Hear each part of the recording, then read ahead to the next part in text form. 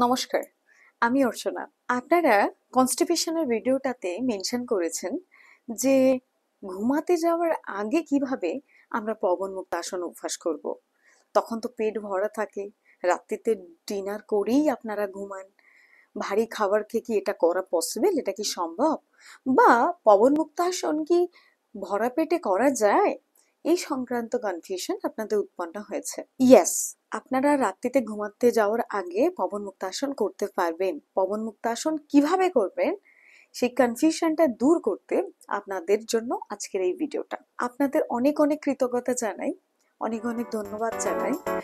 আপনারা যেভাবে কনস্টিপেশনের এক্সারসাইজের ভিডিওটা দেখেছেন এবং ভালোবাসা দিয়েছেন তার জন্য অনেক কৃতজ্ঞতা।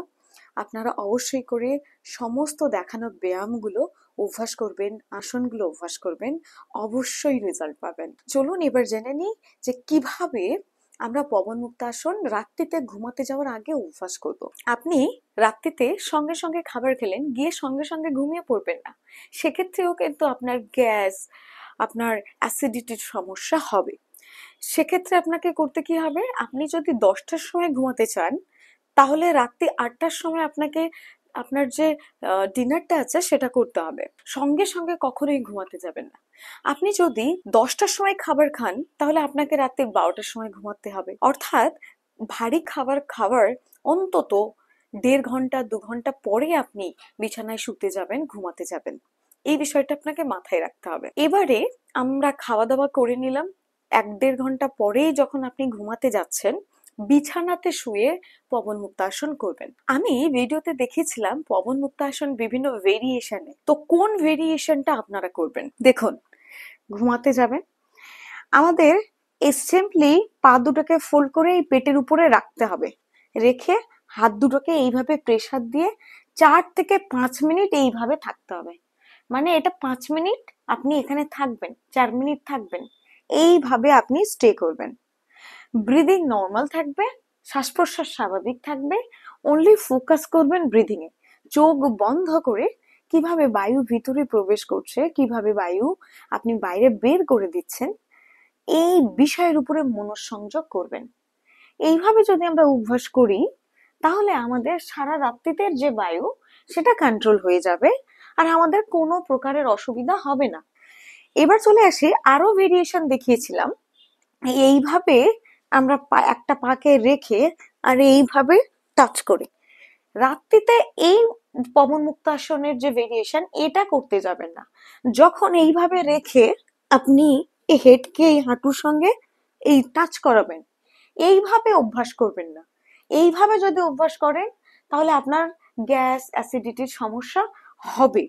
কিন্তু এইভাবে সিম্পল থাকবেন, সরল পবন মুক্ত আসন, সরল ভাবে সহজ ভাবে স্বাভাবিক ভাবে থাকবেন। আর থাই দুটোকে এইভাবে রেখেই আপনারা লং টার্ম থাকবেন। যে পদ্ধতিতে আমি অভ্যাসটা দেখালাম এই পদ্ধতিতে অভ্যাস করবেন, কোনো গ্যাস অ্যাসিডিটির সমস্যা হবে না। আপনারা ভালো থাকবেন, সুস্থ থাকবেন। আর কনস্টিপেশনের যতগুলো ব্যায়াম এক্সারসাইজ দেখানো হয়েছে, আসন দেখানো হয়েছে, ব্রিদিং প্র্যাকটিস দেখানো হয়েছে, অবশ্যই অভ্যাস করবেন। খাবার পরেই 5 মিনিটের মধ্যে বা খাবার খাবার খেয়ে উঠেই আপনি বজ্রাসনে বসতে পারেন। বজ্রাসনে আপনি বসলে আপনার হজম ক্ষমতা বাড়বে, ভালো হবে। কিন্তু যখন আপনি খাবার খাবেন রাত্রিতে ঘুমাতে যাওয়ার আগে অবশ্যই করে পবন মুক্তাসন করবেন। সারা রাত্রিতে বায়ু ব্যালেন্স হবে। এই আসনে আমাদের হজম ক্ষমতা খুব ভালো ডেভেলপ হবে, আমাদের হজমের সমস্যাগুলো দূর হবে, খাবার ভালোভাবে ডাইজেস্ট হবে। কারণ পা লক থাকে আর আমাদের আপার বডি রিল্যাক্স থাকে, অ্যাবডোমেন রিল্যাক্স থাকে, ফলে ব্লাড সার্কুলেশন আমাদের ভালো হবে অ্যাবডোমেনে। আর খাবার খাওয়া হয়ে গেলে আপনি যখন ঘুমাতে যাবেন অবশ্যই 2 ঘন্টা পরে ঘুমাবেন। 1.5 থেকে 2 ঘন্টা পরে ঘুমানোর অভ্যাসটা আপনারা করবেন। অনেকে হয়তো জানেন না, যখনই খাবার খান খাওয়া দাওয়ার পরে গিয়ে শুয়ে পড়েন। এই অভ্যাসটা কিন্তু আপনার রোগের বড় একটা কারণ। এইগুলোকে আপনাকে অ্যাভয়েড করতে হবে। স্বাস্থ্যবিধি প্রপারলি মেনে চললে আপনারা সুস্থ থাকবেন। Thank you so much. I hope আপনাদের কনফিউশনটা দূর হয়েছে। এভাবেই অভ্যাস করুন, সুস্থ থাকুন। অবশ্যই করে কনস্টিপেশনের যে খাবার দাবার সংক্রান্ত নিয়মাবলী বলা হয়েছে নেক্সট ভিডিওটা কিন্তু দেখবেন। আরেকটা নতুন ভিডিও কনস্টিপেশনের উপরে আপনাদেরকে দেব, কোন কোন প্রাণায়াম অভ্যাস করবেন, আর সাথে আপনাদের কি খাবার, কি খাবারের লিস্ট বা কোন খাবারগুলো অবশ্যই আপনাদের ডেইলি লাইফে রাখা উচিত কনস্টিপেশনকে যদি গোড়ার থেকে দূর করতে চান।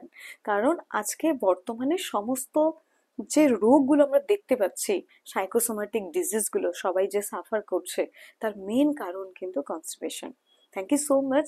সবাই ভালো থাকুন, সুস্থ থাকুন। ওম নমঃ শিবায়।